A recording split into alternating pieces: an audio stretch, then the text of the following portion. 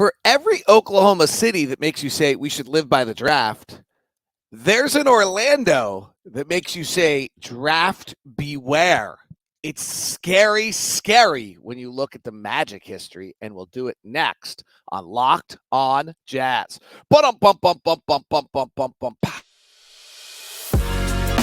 You are Locked On Jazz, your daily podcast on the Utah Jazz. Part of the Locked On Podcast Network, your team every day. Hope you're doing great. I'm David Locke, radio voice of the Utah Jazz, Jazz NBA insider. This is Locked On Jazz. Today on Locked On Jazz, we will look back at the Orlando Magic and their 7 top 6 picks in the last 11 years.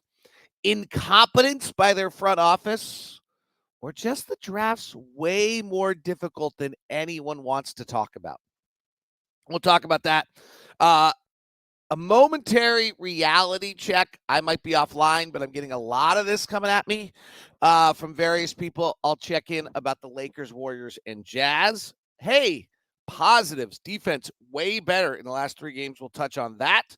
Orlando tonight, we'll look at that. And then some Taylor Hendricks goals for the rest of the season and what we're actually watching in Taylor Hendricks. So that's all coming up on today's edition of Locked On Jazz. I am David Locke, radio voice of the Utah Jazz, Jazz NBA insider.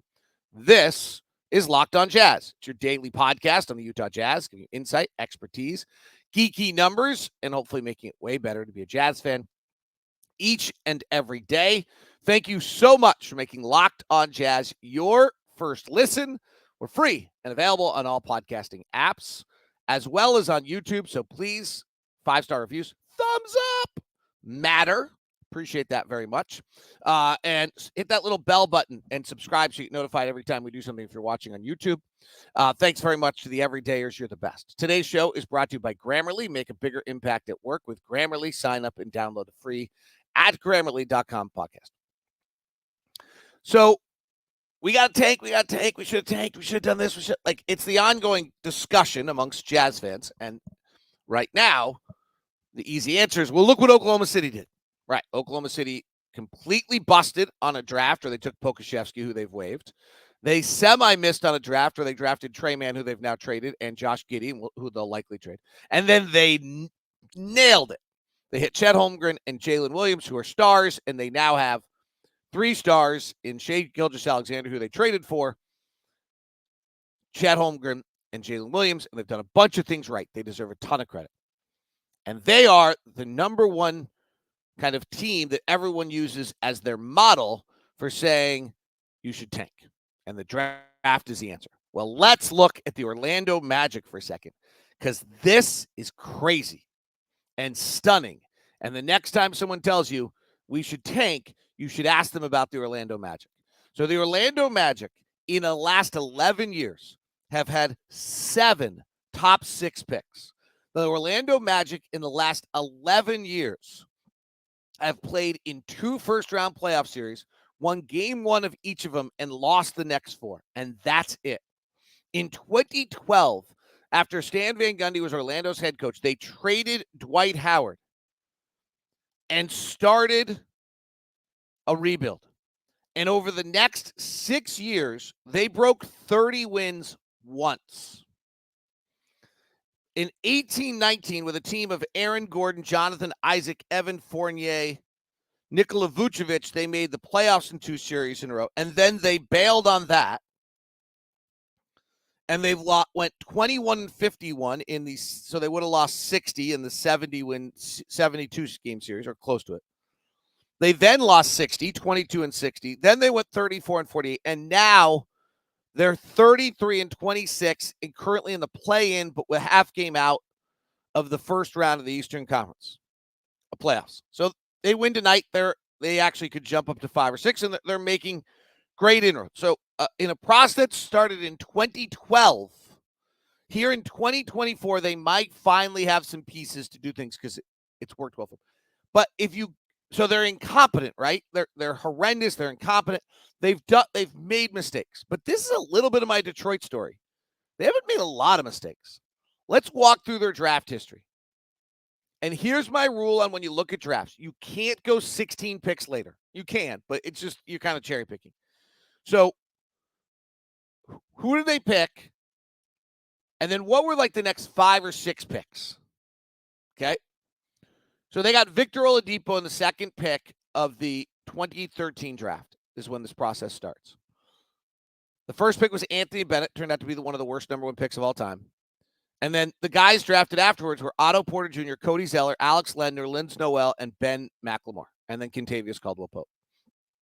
It was a really bad draft. It's the draft everyone is fearful that this draft is. It's also a draft that had Giannis at 15, Kelly Olynyk at 13, and Rudy Gobert at 27. So it eventually turned out. But the top of this draft was terrible, and they took the best player, Victor Oladipo. So they did that one right. We go to 2014. They have the 4th pick of the draft. This is the draft where everyone was supposed to be amazing. We're supposed to tank. And Andrew Wiggins went 1. Jabari Parker went 2. Joel Embiid went 3. And Orlando's sitting at 4. And here are the next players taken. Dante Exum, Aaron Gordon's who they took. Dante Exum, Marcus Smart, Julius Randle, Nick Stauskas, Noah Vonleh. Aaron Gordon's not an awful pick there.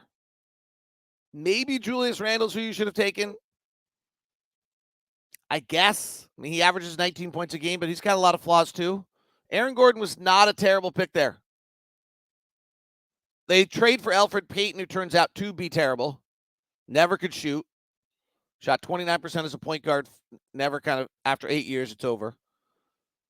That's probably a suspect move that they traded for Elfrid Payton. Dario Saric was their pick at 12. They traded up in the draft to go get Payton. I don't know that Payton was wrong, but like Zach LaVine was still on the board there. That wasn't a great move, particularly to give up draft capital. Okay, but I'm not sure that Aaron Gordon was like super horrendous.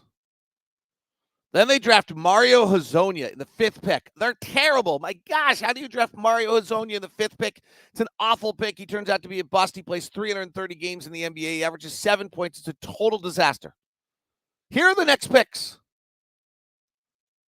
The next picks after Mario Hezonja: Willie Cauley-Stein, Emmanuel Mudiay, Stanley Johnson, Frank Kaminsky, and Justice Winslow. They all busted. None of those became viable rotation NBA players. None of them. Kristaps Porzingis was the pick before. Orlando just ended up in the wrong spot. Mario Hezonja is a terrible pick in the 5th pick of the draft. So is the 6th, 7th, 8th, 9th, and 10th picks of that draft. Now, as is the case with drafts, Miles Turner at 11 is pretty good. Devin Booker at 13 is pretty good. Like, there are some players. So they're suddenly 3 years into being terrible. They have Victor Oladipo and Aaron Gordon. They've done fine, but they're just fine. Now they've missed on Hezonja. They made a trade. They trade the 16th. In the 16th draft, they make a mistake.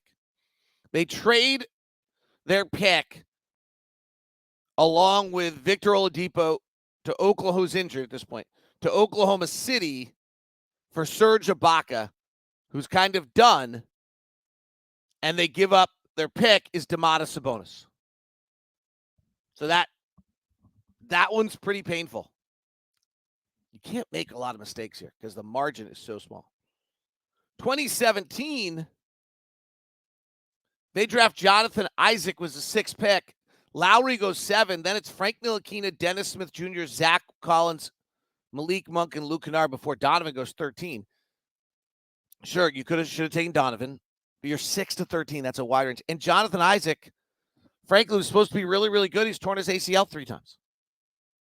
Like, that's, I guess your medical should have known that somehow, and Lowry's a better pick, but feels like that one's hard to criticize. Jason Tatum, De'Aaron Fox, the picks ahead of them. I'm being a little generous, but not too generous. I mean, Jonathan Isaac was really, really good. He's supposed to be Defensive Player of the Year. He's going to be Jaren Jackson Jr. if he doesn't get hurt. Okay. So at this point, they literally have not, they still have not made the playoffs. They traded Dwight Howard in 2012, and they go 6 years without 6 years, they break 30 wins once. And out of it, they have Victor Oladipo, Aaron Gordon, Mario Hezonja, Jonathan Isaac, Mo Bamba. is the next pick. Oops. Okay, this is a mistake. They take Mo Bamba 6th, Wendell Carter 7, Colin Sexton's 8, Kevin Knox is 9, Mikal Bridges is 10, and Shea is 11. Oops. They blew that one. Now, also to their bad luck, it was like a 5-player draft. DeAndre Ayton, Marvin Bagley, Luka Doncic, Jaren Jackson Jr., and Trae Young were the 5 previous picks. And it definitely fell off the map at that point. Shea turns out to be great. Colin's really good now. Wasn't at his first stop. Wendell Carter Jr. has been moved. Kevin Knox has been good. And Mikal Bridges. Mikal Bridges at 10 would have been a nice pick. But so they miss. Now they're actually a playoff team. They've kind of worked their way. They made a bunch of other deals. They're a playoff team, and they take Okogie in the 16th pick of the draft. He's coming off an ACL at Auburn. It makes some sense, and frankly, the players drafted around him were Romeo Langford, Diumbo out of Detroit, Oki, Nickeil Alexander-Walker, Bakazi, Luka Samanic, and Matisse Thybulle. Okay. Not a great pick, but frankly, only Nickeil Alexander-Walker's played more minutes. So I'm not going to kill him for it. 2020, they draft Cole Anthony, who's actually pretty good. They draft Cole Anthony with the 15th pick. The next picks are Isaiah Stewart, Pokashevsky, Josh Green, Sadiq Bey, Precious Achiuwa. Tyrese Maxey goes 21. Would have been nice if you'd seen that. But Cole Anthony's played more minutes than all those guys but Sadiq Bey and Tyrese Maxey. Okay, it would have been nice if you'd see. You got to really hit. And now they go 2 years in the playoffs where they go 5 games and out, and they rebuild it again and start drafting. And they draft Jalen Suggs with the 5th pick of the draft. And they draft Franz Wagner in the 8th. Now that's a hit. That's what you've got to do. So after 1, 2, 3, 4, 5, 6, 7, 8, 9 drafts, they finally get a hit. Like a hit. Franz Wagner's the right pick. Warriors should have taken him 7th. Oklahoma City should have taken him 6th. Frankly, Orlando should have taken him 5th. They took Jalen Suggs. He's been fine. Then they get the number 1 pick of the draft. And to their credit, with a lot of talk and everything else going on, they take Paolo Banchero. They will turn out where they maybe should have taken Chet Holmgren. But there was Jabari Smith talk at the top and all that. And they hit. Relatively. I'm not a huge fan on 44% shooting and 32% three-point shooting. So I know he's an all-star. I'm still waiting on that one. I'm not entirely sure it's not Carmelo Anthony. And then last year, they draft Anthony Black with the 6th pick of the draft, and we'll see. He's shooting way better from 3 than any of us expected, 37%. He's big and tall at a point guard. Might have a chance. But they started this process in 2012. And they've played 10 playoff games and won 2 of them. Trying to live on the draft. Be careful. So the next time somebody talks to you about, we should be taking, we should be this and that, talk to them about Orlando in 7 top 6 picks in the last 11 years. And when they say, well, they just don't know how to draft, go look at them. It's not that simple. All right. I think a necessary reality check. Could be wrong. And some really good signs defensively as we're just getting started here on Locked On Jazz today. Today's show is brought to you by my friends over at Intercap Lending. That is Steve Carter. I honestly, and this is just such a gift, have never been able to just with such a surety, that's not a word, certainty, that's just felt so certain about someone when I recommend them as I do Steve Carter. So Intercap Lending is a lending company. They've done great, amazing work. They've grown and grown and grown and grown because they get loans done. And then they have Steve Carter, who's our own personal loan officer. And what I love is the reviews I get back from Locked On Jazz people who listen to Steve Carter. Matthew Thornton says, just wrapped up another mortgage with Intercap and Steve Carter. Couldn't be happier with the service, speedy and responsive. Chris said, second time I've used Intercap. I couldn't be happier. Steven and his team gave me a competitive interest rate, closed on my house way quicker than anyone else even tried. Steven was great to work with to get paperwork needed in the middle of traveling across the country. He was responsive, knowledgeable, and always a pleasure to speak with. Thanks, guys. It's consistent time in and time out. If you're looking for a loan right now, you need to have someone who really understands the marketplace. What's the best move for you? Steve Carter's that guy, and Steve will help you out. So email me at dlock09@gmail.com. That's dlock09@gmail.com, and let me set you up and get you the Locked On VIP rate and all the special privileges that we give you with Intercap Lending by setting you up with Steve Carter. So please do that and email me at dlock09 to get with Intercap Lending and Steve Carter. Today's show is also brought to you by Grammarly. We hear a lot about AI and all this other stuff. Well, Grammarly's been using AI for decades, well, probably a decade plus, and Grammarly can really help you out. So I am the worst writer in the world, so I really, really love having Grammarly working for me. I also have a tendency to go a little bit too fast. 96% of Grammarly users report that Grammarly helps them craft more impactful writing. Grammarly works across 500,000 apps and websites, and it begins to understand your writing in context and provides relevant, personalized suggestions. That's where the AI stuff kicks in. 93% of professionals using Grammarly report that it helps them get their work done better. So they've been using AI for 14 plus years, and now they have an AI writing partner that helps your team make their point and move faster. Make a bigger impact at work with Grammarly. Sign up and download for free at Grammarly.com/podcast. Grammarly.com/podcast. That's Grammarly.com/podcast. Grammarly.com/podcast. Easier said, done. Boom! It's Grammarly.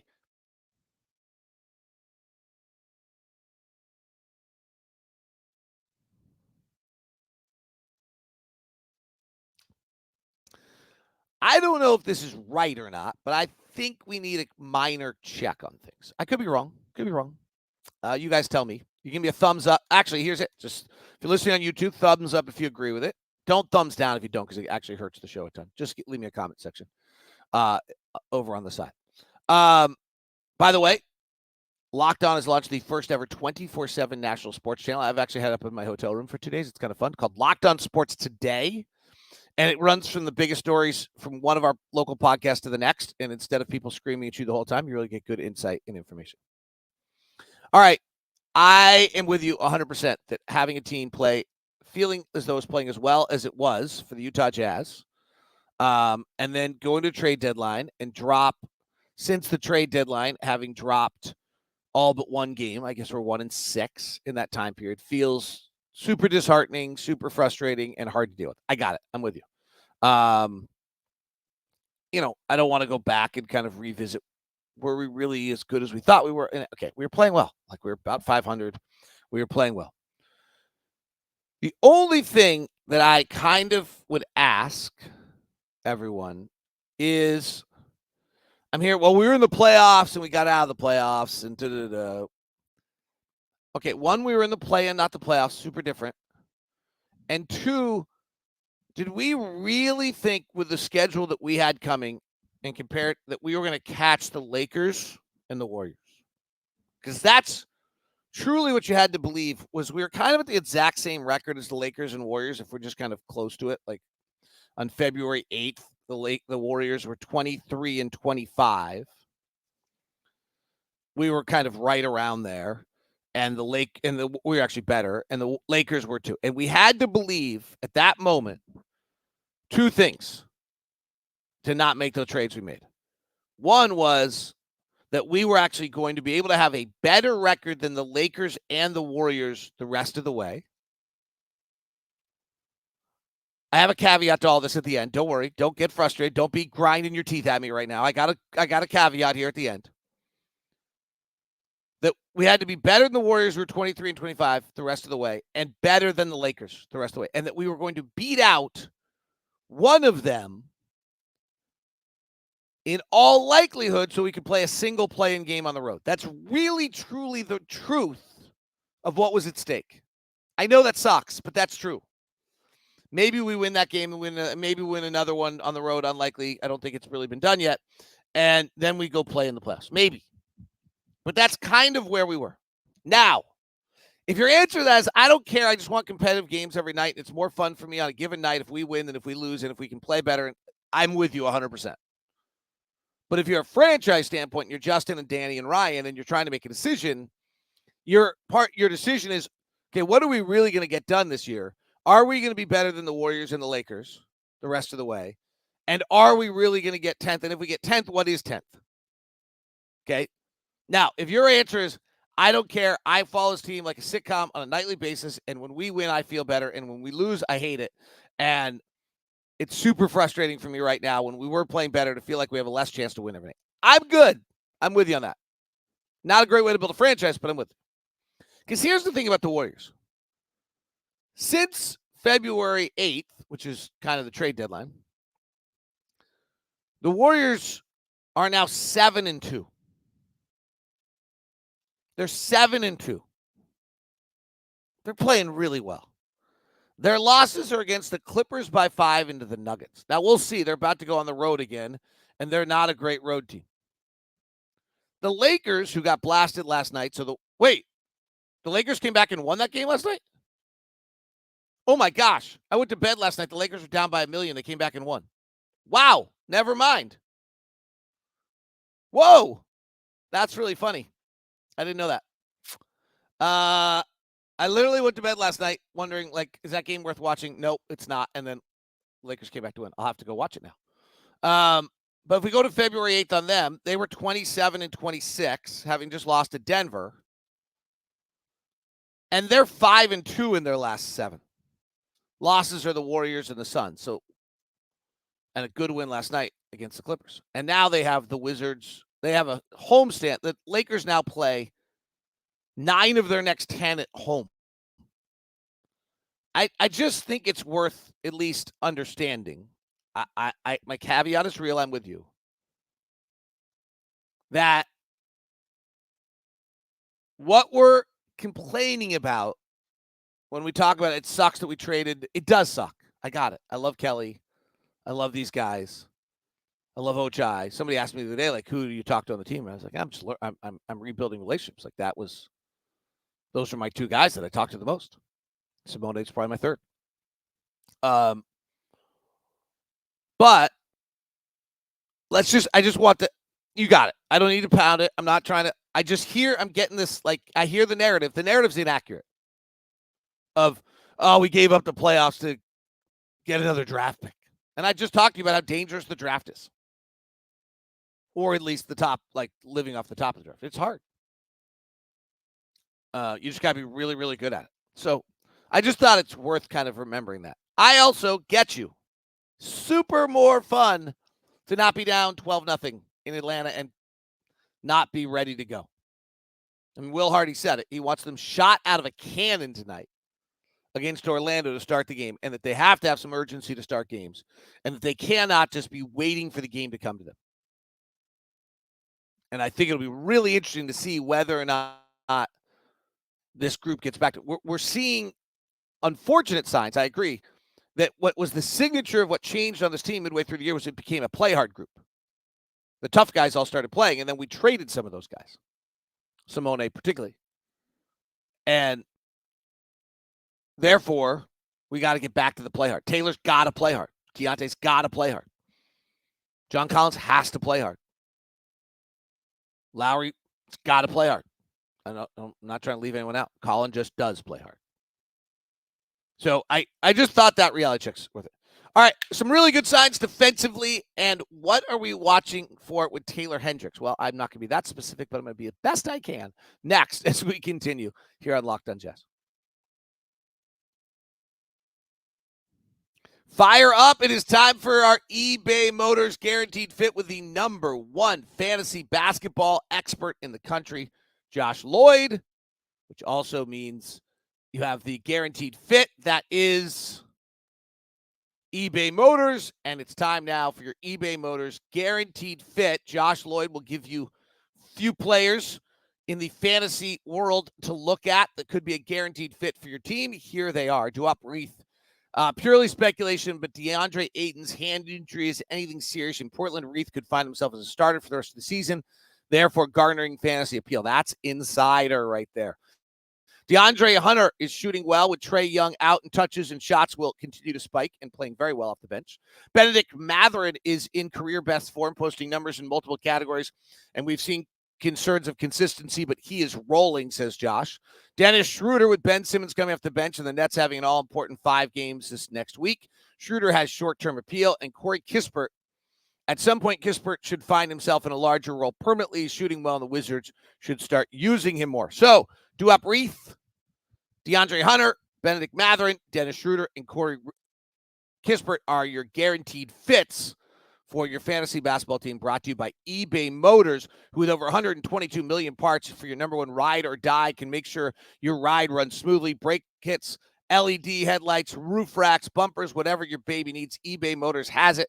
And with a guaranteed fit, it's guaranteed to fit your ride the first time, every time, or your money back. Plus, at these prices, you're burning rubber, not cash. Keep your ride or die alive at eBay Motors. eBay guaranteed fit, only available U.S. customers. Eligible items, exclusions apply. Josh Lloyd, lead fantasy basketball guy in the country, in the world, and eBay Motors, your guaranteed fit, bringing it to you together here on Locked On.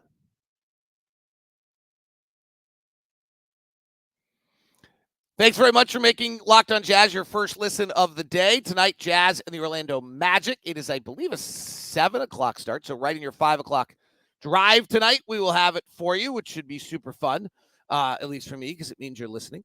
And it's also available on, 5 o'clock. It's also available for you on Sirius XM, the hometown feed, always available on Sirius XM. All right. Little good news here. Came out of the break. Jazz simplified what they're doing defensively. Are trying to keep the ball in the paint more. Are guarding your own man more.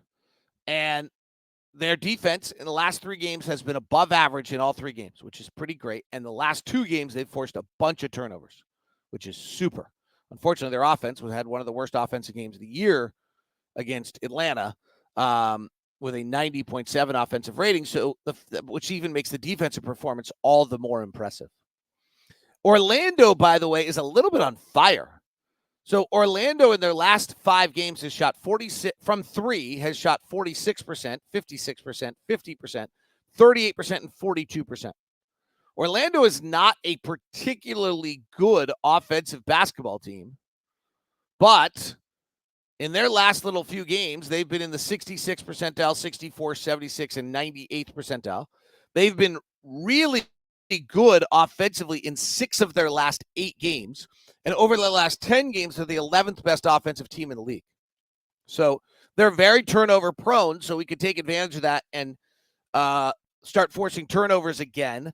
They're a very high offensive rebounding team, so it's going to have to be physically demanding tonight. They've been over 30% on their offensive rebounds in 7 of their last 8 games. So we got to keep an eye on that. But they have been shooting it, and they got a bunch of guys that are really hot. Caleb Houston, who was a second-round draft pick of the year. They got Boncaro, has been beginning to shoot it well. And then some of their guys that don't usually shoot it well, Suggs, Mo Wagner, is a decent shooter. Anthony Black are shooting it really, really, really well. Keep an eye. All right. We're analyzing Taylor Hendricks on a nightly basis. I'll probably ask Will this to open the press conference today. But Will made an interesting point about Taylor Hendricks and what he's looking for out of him. And he's looking for him. Every answer Will's giving is about defense. We're all watching Taylor Hendricks offensively. Does he make shots? Does he show skills? Does he do it? That's not what they want out of Taylor Hendricks right now. That's going to have to develop over 3 years. That's kind of the Jalen Johnson model we talked about yesterday. What they really want out of Taylor Hendricks right now is they want Taylor Hendricks to work defensively. And if you look back, he guarded Wemby the other night. He guarded Brandon Miller the night before that. And then he guarded Bogdanovich last night. 3 really different types of players. Tonight, he might get Paulo Boncaro or Franz Wagner, their primary scorers. And that's really what they're wanting to watch. Now, understand, to go back to something Royce O'Neal taught me, hey, first time I face these guys, it's hard. I don't know their natural moves. I can watch them on film. I don't feel them. I don't get. And then the second time, I'm handling them. So he's gonna get burned. He'll beat on some backdoor cuts. He'll get beat on some stuff. But you're trying to have him make an impact defensively, and that's really what we should be watching every night with Taylor Hendricks. It should not be whether he's shooting 28 or 38% from three. It should not be whether he made a play off the bounce. It should, and we already can see the springy athletic game. He's got to use his athleticism to get himself involved, I think, would be probably the other one Will would say that he'd like to see out of Taylor. So as we have Taylor Hendricks' goals here, it's not that he's going to bust out 20. I actually think if you want a rookie who's going to score 20, it could be Bryce Sensabaugh. There could be a night where Sensabaugh gets some shots, starts getting hot, and gets a bunch of looks and gets hot. He's got that in his game. But I think what you are looking for is whether or not you can get Taylor Hendricks to just defend and have an impact defensively. And tonight, he's probably going up against Wagner or Banchero. Banchero's illness questionable, but I think he'll play. And Banchero averages 23 and Wagner averages 21. Like, these guys are really good. Banchero is physical and is just bullying you. He doesn't have very good shooting touch from the outside. So can you, prevent him from getting where he wants to? And Wagner's a little bit more crafty. Can you stay out of foul trouble? Can you kind of keep your body between him and the basket while he's doing all the stepping up and unders and all those kind of things? These are two very different players, and this is what we're actually watching for Taylor Hendricks on a night-in, night-out basis, is how he's dealing with these very different players. That is Locked On Jazz from Disney World. We'll join you from Miami tomorrow. Thank you very much for tuning in. I hope you're doing great. I appreciate you. What's the most exciting thing going on in your life? It is Locked On Jazz. We now send you the first 24/7. Send me a note. I want to know, what's the most exciting thing going on in your life? Please hit it on the chat room or hit me on X or email me at dlock09. Thank you very much at gmail.com. Thank you very much. Now we send you the first ever 24/7 national sports channel, Locked On Sports Today. It's also available on Amazon Fire TV.